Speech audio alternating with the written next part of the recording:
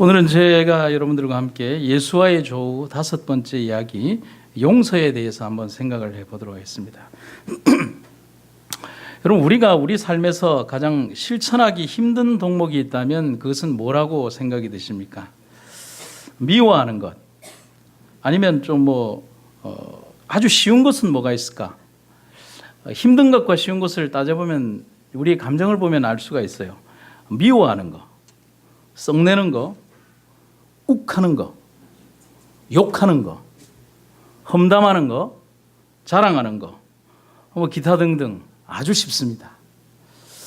어린 시절 2살 반 때 배운 욕은 80세 죽을 때까지 씁니다. 한 번만 배우면 그 욕은 적재적소에서 내가 기분 나쁠 때 튀어나오고 아주 내 감정을 잘 드러내는 것입니다. 하지만 그 반대의 것들은 굉장히 어렵습니다. 우리의 내면적 본성에서 정말 하나님은 우리를 선하게 창조하셨다라고 하지만은 참 어렵기만 하죠. 진심으로 남을 축하해 주는 것, 그 다음에 칭찬하는 것, 진심으로 겸손해야 하는 것, 다른 사람을 인정해 주는 것, 양보하는 것, 사랑하는 것, 그리고 오늘 설교의 제목인 용서하는 것. 우리가 믿음 생활을 하면서 가장 많이 가르침을 받고 실천을 요구받는 것이 뭘까 한번 생각을 해봅니다. 우리의 신앙생애의 가장 밑바탕이 되고 또 우리가 근본적으로 가장 중요하게 생각해야 되고 그러나 가장 소홀히 하는 것이 무엇일까? 그것은 용서와 사랑이라는 사실입니다. 우리 삶에서 가장 실천하기 힘들고 또 지켜지지 않는 것도 바로 이 2가지가 그렇다는 사실입니다. 희한하죠. 정말 아이러니가 아닐 수 없습니다. 예수님의 성경에서 가리키는 가장 중요한 교훈적인 단어를 찾으면 하나님의 용서와 사랑인데 성도들의 삶에서 가장 실천하기 힘든 덕목과 품성 역시도 용서와 사랑이라는 우리는 모순된 삶 속에서 살고 있습니다. 그래서 마크 트웨이는 미국의 저명한 이 소설가인 마크 트웨이는 우리에게 이런 얘기를 하고 있습니다. 용서는 제비꽃이 자기를 밟아 뭉갠 발꿈치에 남겨주는 향기다. 야, 여러분 작가가 아니면 이런 적극적인 표현이 나올 수가 없겠죠. 그럼 제비꽃은 향기가 굉장히 나는데 진지겨지게 되면 냄새가 더 많이 나죠. 이제 아무데서나 잘 피기도 하고 벽돌 담이나 이런 바위 틈에도 잘 됩니다. 여러분 제비꽃 입장에서는 자기를 짓이기고 지난 그 사람이 믿기도 하겠지만 그래 희한하게도 그를 밟고 지나간 그 발의 흔적에 제비꽃 향취가 남는다는 것이죠. 정말 아름다운 표현이기도 하지만은 용서함에 대한 참된 의미를 담고 있는 글이기도 합니다. 성경을 보면 피조물인 인간이 하나님에게 가장 많이 요구한 것이 이 용서라고 하는 사실을 우리는 알 필요가 있습니다. 성경의 몇 장면을 한번 떠올려 보도록 하겠습니다. 아브라함이 소돔성을 멸하러 가는 천사들의 길을 막으면서 호소한 것은 용서였습니다. 한번 보실까요? 그 성 중에 의인 50이 있을지라도 주께서 그곳을 멸하시고 그 50의인을 위하여 용서치 아니하시겠습니까? 소돔성을 멸하러 가는 그 천사들에게 간절히 요구한 것은 아브라함이 요구했던 것은 용서였습니다. 밧세바와 불륜의 관계를 저지른 다윗이 나단 선지자의 지적을 받고 난 이후에 구한 것은 용서였습니다. 주의 인자를 쫓아 나를 긍휼히 여기시며 주의 많은 자비를 쫓아 내 죄가를 도말하소서. 그는 자기의 죄가 지적되었을 때 하나님께 정말 진심으로 자기의 죄에 대하여 용서함을 구했다는 사실입니다. 그것뿐만이 아니죠. 애굽에 내린 재앙들로 인해서 하나님을 두려워하게 된 바로가 하나님께 구한 것도 용서였습니다. 바로가 모세에게 제발 이번 한 번만 용서해달라고 간절히 구하는 장면이 나옵니다. 성경의 가장 첫 번째 책인 창세기에서 인류가 범죄했을 때 하나님은 범죄한 그들에게 내릴 죽음에 대해서 이미 용서하셨다는 도장을 찍어주셨는데 그것을 가죽옷이라는 표현 속에서 우리가 볼 수 있습니다. 여호와 하나님이 아담과 그의 아내를 위하여 가죽옷을 지어 입히셨다.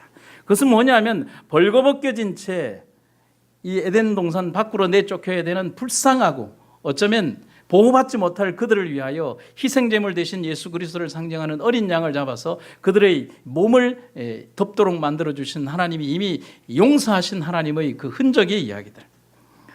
성경에 등장하는 가장 첫 번째 희생제물인 어린 양이 그들의 범죄로의 결과로 하나님에 의해서 직접 희생이 된 것은 죄인을 용서하신다는 하나님의 사랑의 표현인 것입니다. 여러분, 제가 여러분들에게 질문을 드리죠. 이 세상에서 가장 아름다운, 아니 이 세상이 아니라 하늘에서 가장 아름다운 하늘의 언어는 뭘까요? 답은 나왔죠. 사랑입니다. 그러나 그 사랑은 뭐가 없이는 불가능하냐면 용서가 없이는 불가능합니다. 왜냐하면 하나님은 우리를 너무 사랑하셔서 하늘에 우리를 다 데리고 가기를 원하지만은 죄의 형상과 그 죄에 찌든 우리의 모습으로는 갈 수가 없기 때문에 하나님께서는 그 사랑의 가장 큰 속성 안에 인간을 향한 용서라고 하는 가장 귀한 선물을 담아주신 거예요. 그래서 하나님의 사랑의 속성 안에 가장 많이 들어있는 것은 용서라고 하는 사실입니다. 그 어떤 의로움도 없고 구원받을 만한 품성도 얻지 못하는 이 땅의 우리들이 하늘 유리바닷가 그곳에서 당당하게 구원의 아들과 딸들이 될 수 있는 이유가 뭐라고 생각이 되십니까? 그것은 인류를 향한 하나님의 무한한 용서와 그 용서 속에 담긴 무한한 사랑 때문에 우리는 구원받을 수 없으나 구원받은 존재가 되고 사랑받을 수 없으나 사랑받는 존재가 되고 용서받을 수 없으나 용서받는 존재가 되는 것. 하나님의 놀랍고 원대하신 그 사랑이 무한한 하나님의 사랑 속에 담겨져 있는 그 엄청난 사랑과 용서가 오늘의 우리를 그렇게 서게 만든다는 사실입니다. 여러분 오늘 정말 진심으로 하나님께 감사하는 여러분과 제가 되기를 간절히 바랍니다. 어떤 목사님에게 한 교인이 찾아와서 이렇게 상담을 했습니다. 이분은 과거에 좀 죄를 많이 지은 모양입니다. 그래서 항상 그 죄의 죄책감 때문에 고민을 하고 있는데 이 성도분이 목사님에게 이런 질문을 했습니다. 목사님, 제가 지은 저의 과거의 죄 때문에 저는 마음이 너무 괴롭습니다. 제가 정말 용서를 받았을까요? 여러분 목사님 저에게 왔다면 제가 뭐라고 대답을 하겠습니까? 내가 하나님이 아니니 모르겠다 이렇게 얘기하겠습니까? 그건 아니죠. 여러분과 제가 아는 것처럼 하나님은 분명히 이 사람이 회개를 하고 그랬다면 분명히 용서해 주실 것이라는 사실을 우리는 알기에 목사님도 당신이 진심으로 죄를 회개했다면 하나님은 분명히 그 죄를 용서하셨을 것입니다. 그렇게 대답을 했습니다. 여러분 그런데 이분이 만족스럽지 못했던 모양입니다. 그래서 우리 목사님에게 이런 질문을 합니다. 목사님 그러지 마시고 하나님한테 좀 물어봐 주십시오. 제가 정말 용서받았는지 하나님한테 좀 물어봐 주시면 안 되겠습니까? 왜 제가 물어봐야 됩니까? 그러니까 목사님이 그래도 하나님하고 조금 더 친하지 않습니까? 이렇게. 이분이 그냥 갈 태세가 아닌 것 같아서 목사님이 그러면 좀 여기 있어 봐라. 그러고 이제 기도실에 들어가서 한 20-30분 기도를 하고 나왔습니다.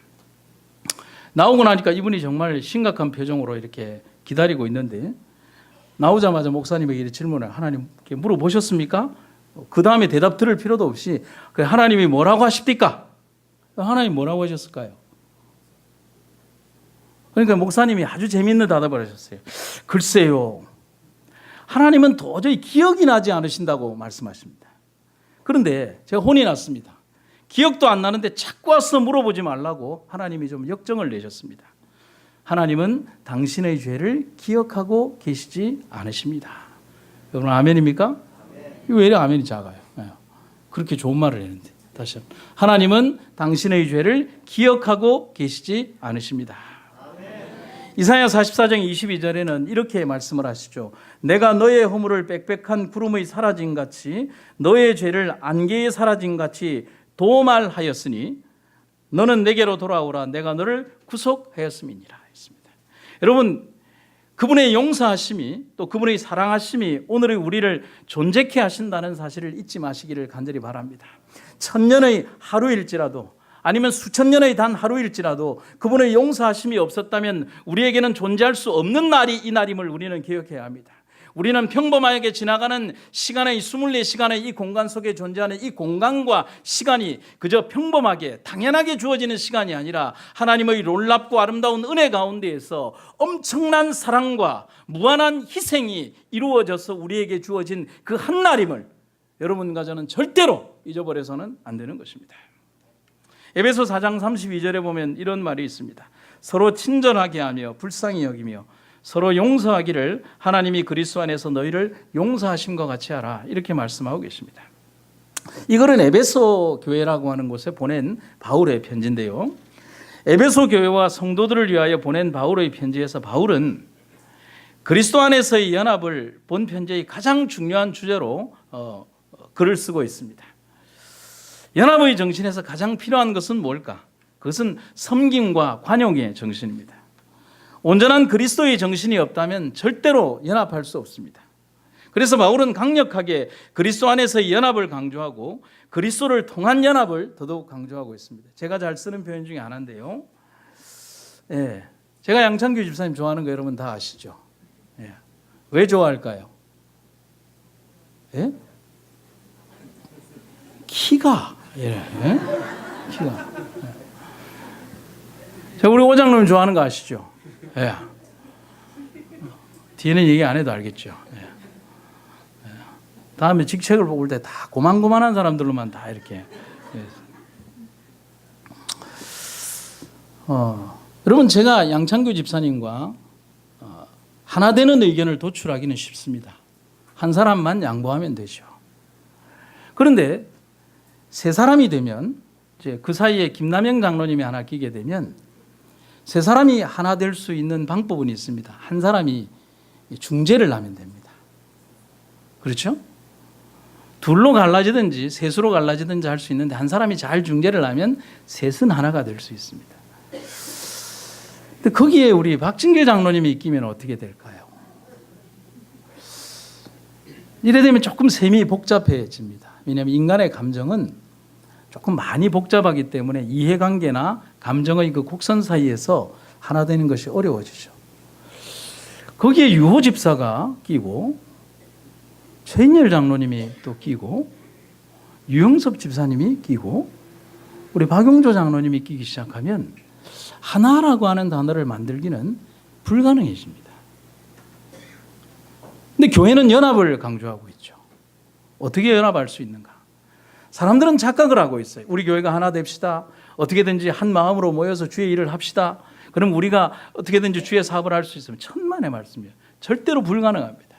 그러나 초대교회는 하나의 일을 했고 부흥과 열정을 가진 교회들이 하나가 될 수 있었던 것은 사람과 사람 사이의 연합은 절대로 불가능하죠. 그래서 우리들은 누구와의 연합을 이루어야 되느냐면 나는 양창규라는 사람과의 연합을 이루는 데 주력하지 말고 나는 하나님 예수 그리스도와의 연합을 이루면 됩니다. 양창규 집사님은 누구와의 연합을 이루면 되느냐면 저와의 연합이 먼저가 아니라 그리스도와의 연합을 이루는 것입니다.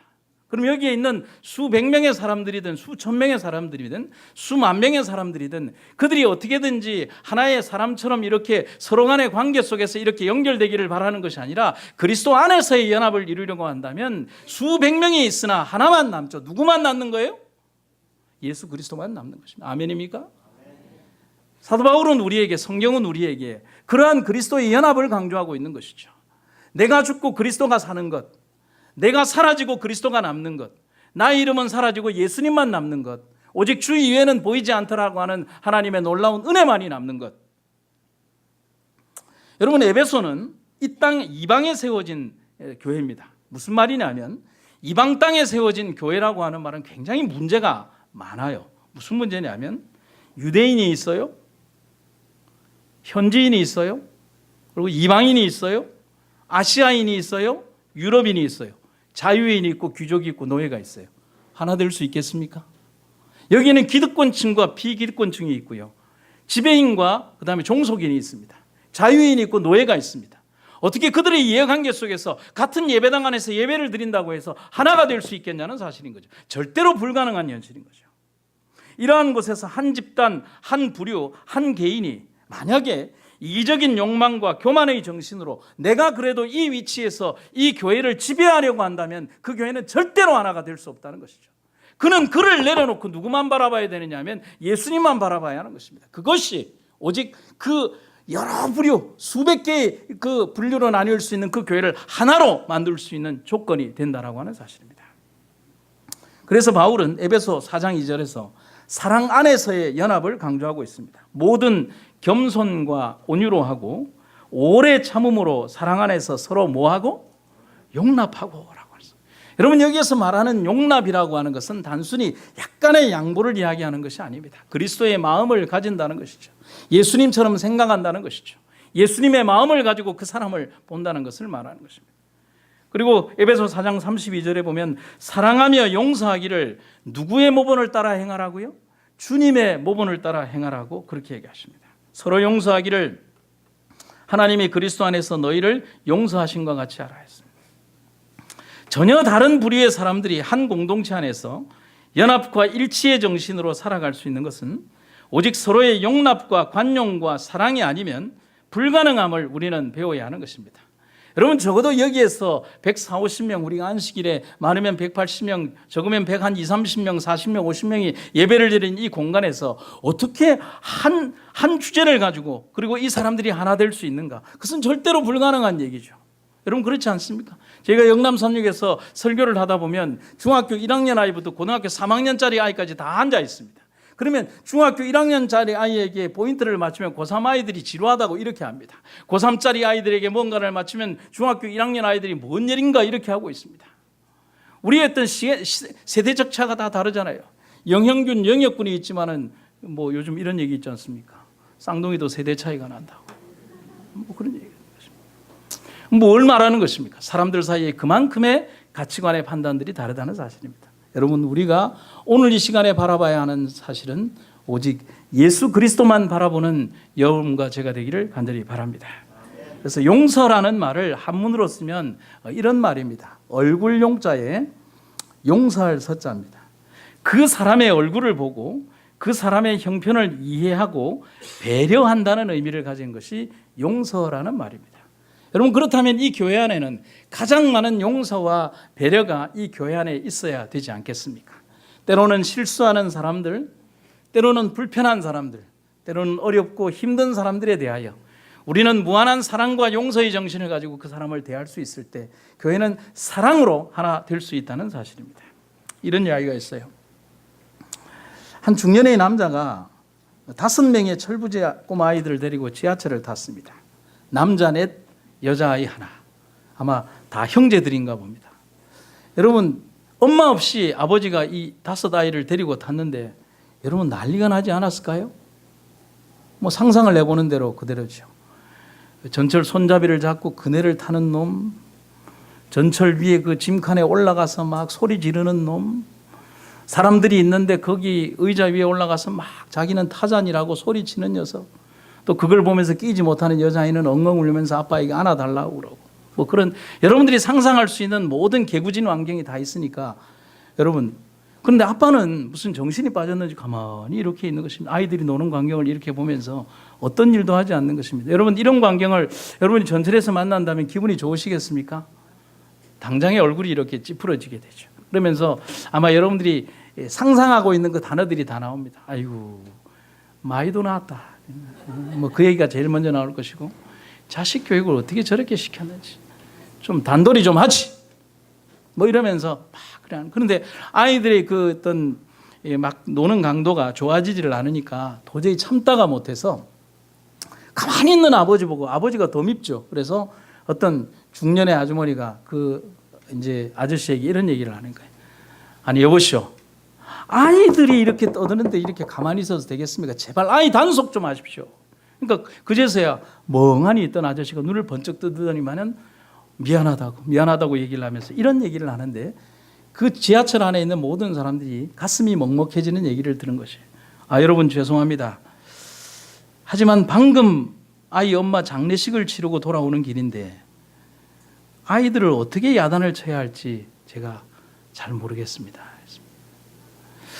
여러분, 그 광경을 전해들은 이제 그 지하철 안에 있는 모든 사람들은 다 숙연해질 수밖에 없었죠.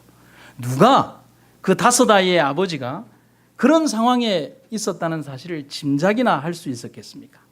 그러나 이 이야기를 듣고 난 다음에, 그 사람의 형편과 처지를 알고 난 다음에 그 사람을 바라보는 모든 사람들의 마음속에는 미안함, 안타까움, 그리고 오히려 자기가 그런 마음을 가졌던 것에 대한 용서, 또 그 가족들에 대한 용서의 마음이 이르게 된다는 것입니다. 만약 그의 사정을 미리 알았다면 주변에 있는 모든 사람들이 그를 배려했을 것입니다. 그의 슬픔과 고통을 알기에 말입니다. 여러분, 오늘 여러분들 옆에 있는 사람들의 그 얼굴 속에서 드러나 있는 밝은 웃음이 그 사람의 웃음의 전부 다라고 생각해서는 안 됩니다.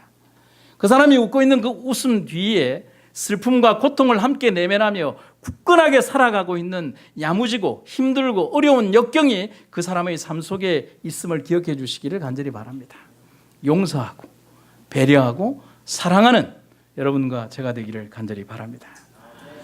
용서란 법을 집행하는 판사가 범법자에게만 말하는 것은 아닙니다. 용서란 어디에서 출발하느냐 하면 배려 속에서 출발하는 것입니다. 그리스도께서 우리 자신을 이해하기 위하여 인간의 몸을 입으신 것처럼 말입니다. 여러분, 여기는 제가 이 사진을 참 좋아하는데 큰 강아지가 작은 강아지가 밥을 먹지 못하고 있으니까 밥그릇을 들어서 그 강아지가 먹도록 해주는 이 모습, 얼마나 아름다운 광경일까요? 뒷발로 차고 자기가 먹으면 좋겠지만 이 개는 그렇게 하지 않죠. 예수님께서 우리 죄인을 이해하시기 위해서 인간의 몸을 입으신 것처럼 말입니다. 그분은 높은 하늘 위에 계시면서 우리 인간에게 너희들 나를 어떻게 섬겨야 돼? 너희들은 어떻게 살아야 돼?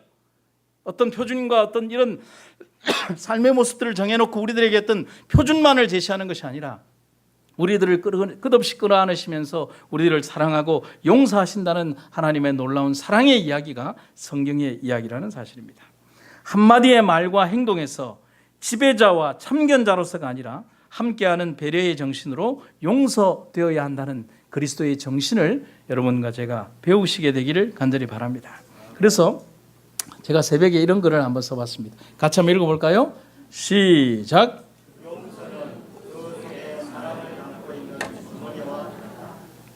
용서는 그 속에 사랑을 담고 있는 주머니와 같은 존재다. 여러분, 제가 이런 생각을 한번 해봤어요. 용서는 주머니다. 무엇을 담고 있는 주머니냐? 사랑을 담고 있는 주머니다. 용서 안에 사랑이 없다면 그것은 절대로 용서가 될 수 없습니다. 용서했다고 해도 용서한 것이 아니고 용서가 아닙니다. 용서는 사랑입니다. 그래서 톨스토이는 우리에게 이런 얘기를 합니다. 서로 용서하라. 이 세상에서 서로 화평하게 지낼 수 있는 한 가지 방법은 용서입니다. 여러분, 그렇지 않습니까? 여러분, 우리가 살아가는 친구 사이에도 용서는 필요하고요. 배려는 필요하고요. 여러분의 가정에도 용서와 배려는 필요합니다. 특별히 여러 사람들이 함께 모여 사는 이 믿음의 공동체를 형성하는 이 교회 안에서는 더 많은 용서와 더 많은 배려가 필요하다고 생각지 않으십니까? 아름다운 교회를 위하여, 그리스도의 사랑이 숨쉬는 교회를 위하여, 진실로 예수님의 사랑이 펄펄 뛰는 그러한 물고기처럼 그 생명력이 있는 교회를 만들기 위하여 우리의 가슴 속에 하나님의 사랑과 용서의 정신이 꿈틀꿈틀대는 그런 교회를 우리가 만들어가기를 간절히 바랍니다. 그래서 에베소 교회의 갈등과 분열을 하나로 묶을 수 있는 유일한 방법은 용서와 사랑밖에 없다고 얘기를 하고 있습니다. 그 처방전은 에베소 교회뿐만이 아니라 2000년의 공간의 시간을 떠올려서 지나서 오늘을 사는 우리들의 교회와 우리들에게도 똑같은 처방전이 주어졌다는 사실을 우리는 기억해 봐야 할 것입니다. 여러분, 사람을 미워하는 표현이 많죠. 여러분, 남편이 미우면 뭐라고 합니까? 진상이라고 그럽니까? 예. 예. 그 집의 고급 정보 감사드립니다. 예. 예. 저는 집사람에게 아줌마라고 합니다. 근데 이게 별로 득이 없는 게, 그럼 집사람은 저를 보고 오씨라고 합니다. 여자를 이씨라고 할 수는 없기 때문에 별로 덕이 되질 않아요. 그러면 사람과 사람에 대해서 이제 나쁜 표현이나 미움의 표현들이 여러 가지가 있죠. 제가 이제 책을 읽다 보니까 영국과 프랑스는 영원한 적인데 서로의 적대적 감정을 이렇게 표현하는 적이 있습니다. 영국인들은 한때 천연두를 그냥 천연두라고 하지 않고 프랑스 천연두라고 했습니다. 그런데 프랑스 사람들은 그 천연두를 영국 천연두라고 했습니다.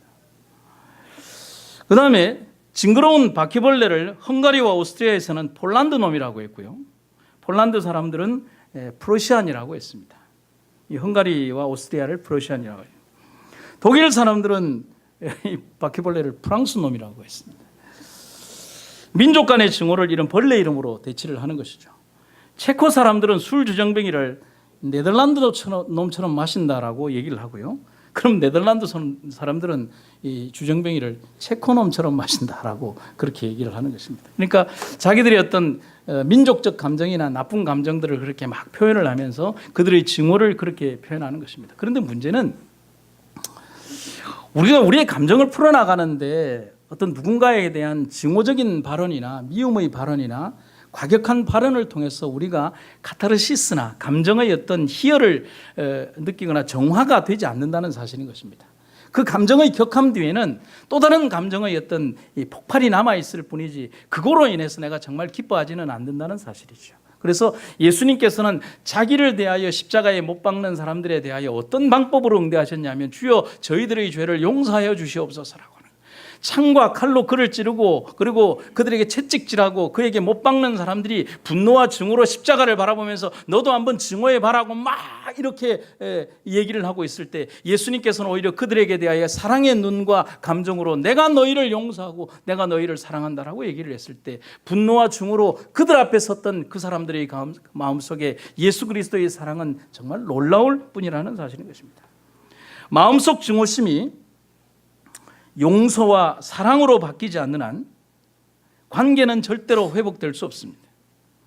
예수님은 당신의 십자가로 사람과 사람 사이에 용서와 사랑으로 연결되게 해주셨습니다. 그게 십자가의 수평적 사랑이죠. 인간과 하나님 사이에 끊어진 다리를 십자가의 사랑으로 이어주고 계시죠. 그것이 바로 십자가의 수직적 연결 통로라고 할 수 있는 것입니다. 여러분, 예수님께서 오늘 우리들에게 보여주신 그 놀랍고 아름다운 사랑의 방정식과 용서의 방정식을 여러분과 저는 잊지 마시기를 간절히 바랍니다. 여러분, 베드로 이야기로 잠깐 넘어가 볼까요? 베드로가 한 재미있는 질문을 합니다. 예수님, 다른 사람이 내게 죄를 범하면 몇 번이나 용서하여 주면 되겠습니까? 7번까지 하면 되겠습니까?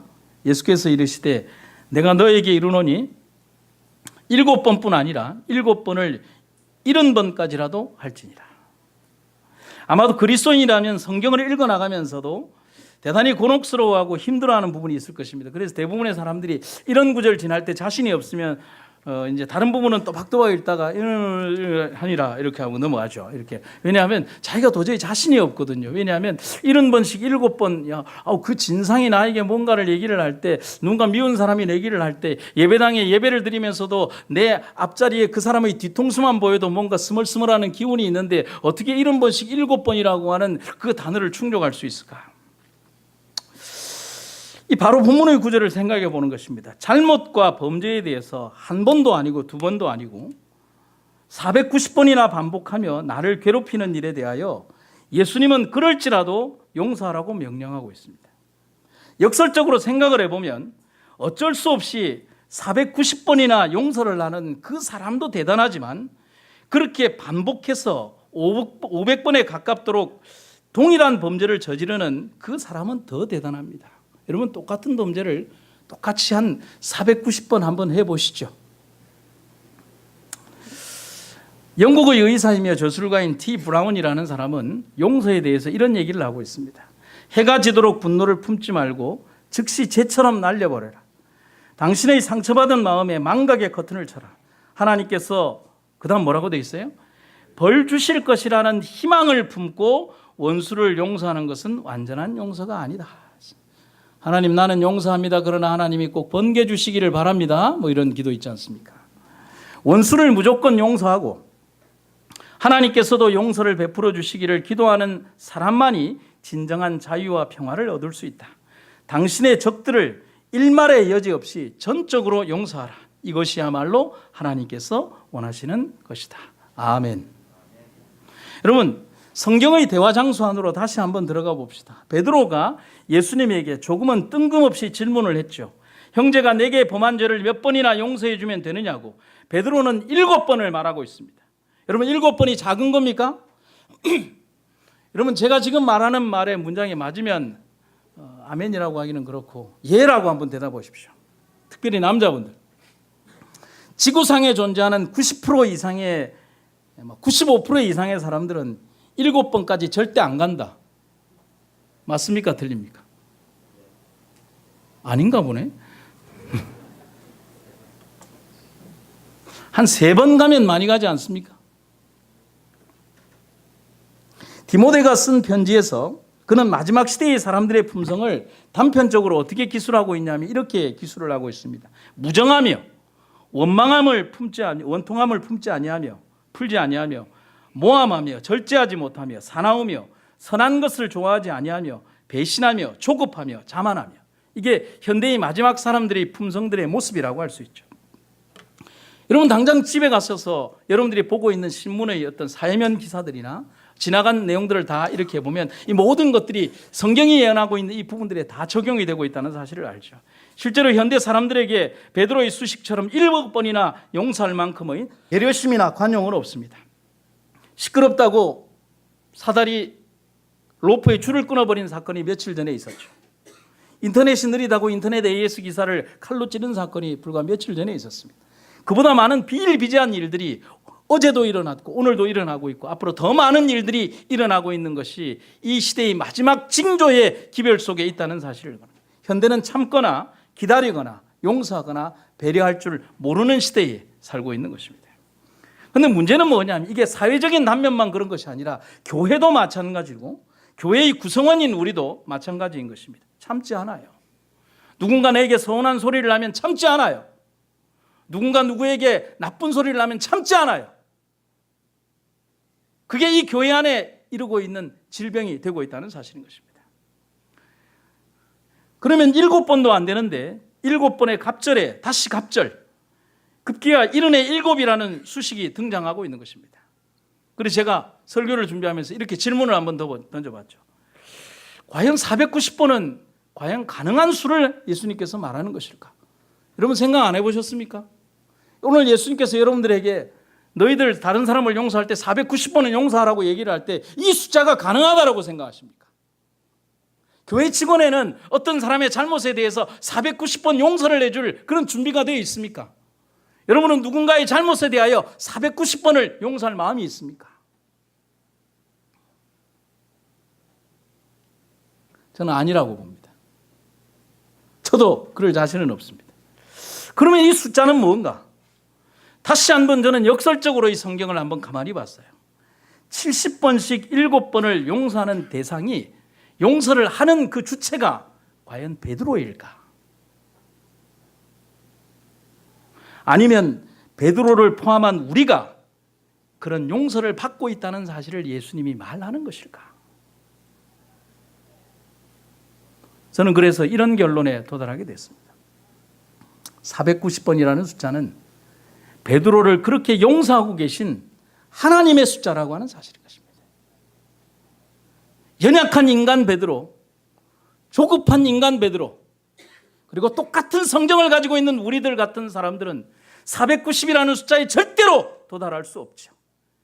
그러나 성경은, 예수님은 우리에게 이미 490번의 갑절의 그 더 큰 갑절이라도 이미 우리를 용서하고 계신 베드로의 수나 우리의 수가 아니라 하나님의 숫자임을 여러분과 저는 기억해야 한다는 사실인 것입니다. 수없이 많은 범죄와 반복, 계속되는 불신 속에서도 예수님은 여전히 그를 용서하고 계신 것입니다.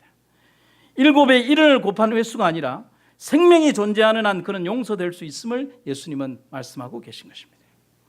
베드로가 예수님의 고난길 마지막 여정에서 예수님을 3번이나 부정했던 것을 여러분 기억하십니까? 하지만 예수님은 그 자리에서도 예언된 범죄의 길을 가는 그를 뭐 하셨습니까? 용서하셨습니다. 그리고 그 용서하심이 베드로를 진정한 사도로 거듭나게 하는 결정적 계기가 되었다는 사실입니다. 예수님은 마지막 당신이 숨을 거두시는 십자가의 마지막 장면에서도 이 땅의 원한이나 그리고 미움이나 그리고 그 사람을 미워하는 어떤 질투나 자기의 증오심을 남겨놓은 것이 아니라 마지막 끝 순간까지 자기에게 마지막 채찍을 던지고 자기에게 모욕을 주고 자기에게 굴욕과 아픔과 죽음을 선사하는 그 사람들이 마지막 순간까지 해도 예수님이 남겨주신 것은 용서라고 하는 것을 남겨주셨죠. 내 원수를 용서할 수 있음도, 내 뺨을 치는 자에게 다른 뺨을 돌려댈 수 있는 마음도 오직 이 사랑을 받은 자만이 할 수 있다는 사실인 것입니다. 여러분, 내 의지로는 안 돼요. 사울이라는 인간으로서도 안 돼요. 다메섹에서 눈멀고 예수님을 발견하고 만난 바울은 그제서야 가능한 일인 것입니다. 여러분, 저도 안 되죠. 내 속에 거하시는 주님의 사랑이 나를 눈멀게 해야만 육신의 눈으로가 아니라 마음의 눈으로 세상을 보고 예수님의 가슴으로 그를 용서할 수 있는 것입니다. 여러분, 저는 안 돼요. 제 속에 살아계신 그리스도가 그것을 가능하게 하는 것입니다. 여러분, 우리 죄를 용서하시는 하나님은 죄를 매장한 후에 땅 위에 표시를 남겨놓지 않으십니다. 수치와 허물은 당신이 가지시고 영광과 면류관은 우리에게 주시는 그분께로 우리가 갈 수 있기를 간절히 바랍니다. 죽음과 죄는 당신이 치르시고 오직 우리에게 사랑과 용서만을 주시는 그분께로 우리가 갈 수 있기를 간절히 바랍니다. 마지막 한 이야기를 좀 들려드리겠습니다.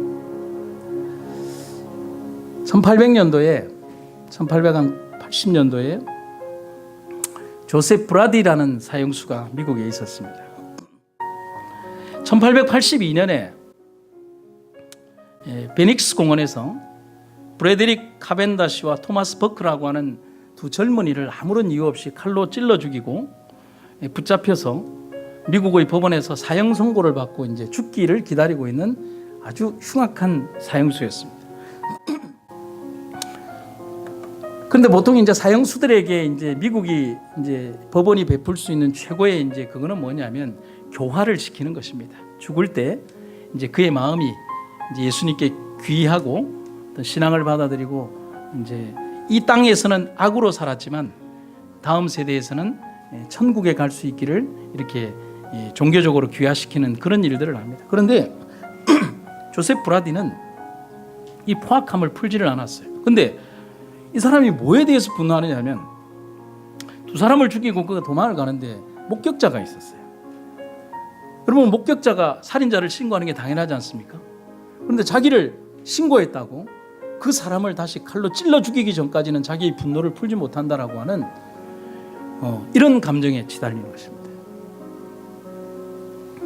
목사님이 찾아오고 때로는 신부님이 찾아왔지만 그는 그의 포악함을 놓지 않고 죽이겠다고, 나는 그 사람을 죽이는 것만이 내 분노를 잠재울 수 있는 것이라고 누구도 건드리지를 못했어요. 미국은 사형 집행을 이렇게 공고를 하고 이제 많은 사람들이 그 집행에 참여할 수 있도록 하는데 그 다음 날 사형 집행이 있다고 공고가 났습니다. 역시 그 전날까지도 그는 이제 그의 분노를 풀지 않고 분노하는 마음으로 이렇게 살았습니다. 근데 사형 집행이 있기 하루 전날 이름 없는 수녀가 조셉 브라디를 면회하고 싶다라고 찾아왔습니다. 모든 사람들이 말렸지만은 이 수녀는 그냥 만나고 싶다고 했습니다. 그리고 수녀는 감방에 들어갔습니다. 여러분, 수녀가 브라디를 왜 찾아왔겠습니까? 뭐 이런 얘기 아니겠습니까?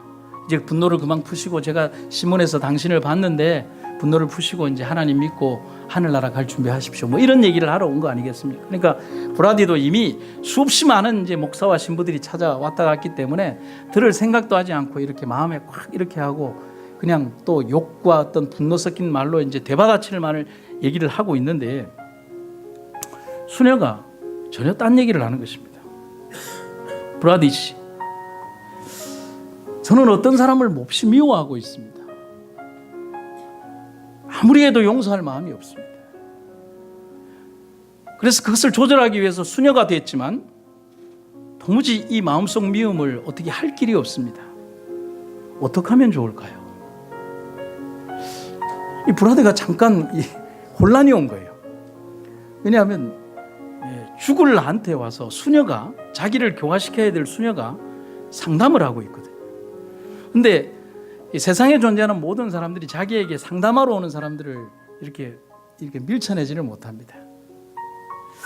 브라디가, 이 수녀가 자기에게 질문을 하니까 자기도 모르게 이런 대답을 했습니다. 아니, 수녀님도 그런 일이 있습니까? 브라디의 눈빛이 바뀌었습니다. 수녀는 조용히 이런 말을 했습니다. 아무리 그를 용서해야 되겠다고 다짐해도 용서할 수가 없습니다. 그뿐만 아니라 그를 기회만 있으면 죽여버리고 싶은 마음만 더해갑니다. 브라디 씨, 어쩌면 좋습니까? 브라디가 뭐라고 대답하냐면 고민을 이렇게 하더니만은 그러면 안 됩니다. 지 주제도 모르고. 그러면 안 됩니다. 용서하는데 까닭이 없습니다. 이거 누가 얘기하느냐면 수녀가 하는 얘기가 아니라 지금부터 하는 문장은 브라디가 하는 말입니다. 그냥 마음을 풀어버리면 됩니다. 마음을 푸세요. 사형수가 수녀에게 그렇게 얘기를 했습니다. 수녀가 울면서 이런 얘기를 합니다. 그게 안 되니까 말이죠. 그래서 신앙생활도 그만두고 수녀도 그만두어야 되겠다라고 심각하게 지금 고민하고 있습니다. 수녀가 막 울었어요. 아닙니다. 천만에 그러지 마세요. 용서할 수 있도록 좀 더 노력하세요.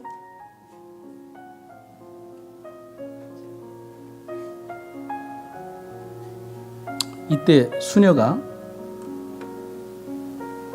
창살 안쪽에서 밖으로 나와 있는 브라디의 손을 잡으면서 떨리는 음성으로 이렇게 얘기를 했습니다. 좋습니다. 그렇다면 나도 용서하겠습니다. 나도 베닉스 공원에서 토마스 버크를 죽인 당신을 용서하겠습니다. 그는 내 오빠입니다.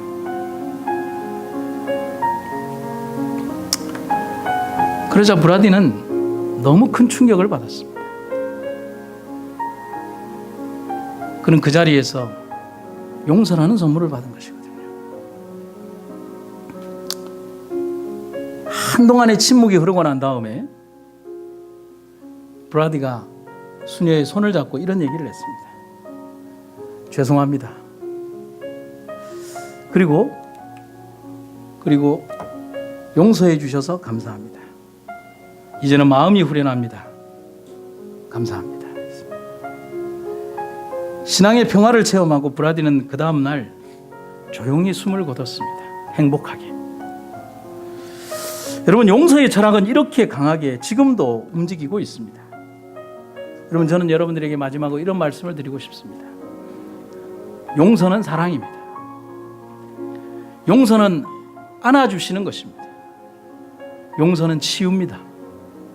용서는 십자가입니다. 그리고 그 용서는 생명입니다. 그리고 용서는 예수님 자신입니다. 그리고 내가 용서받은 자임을 저는 믿습니다.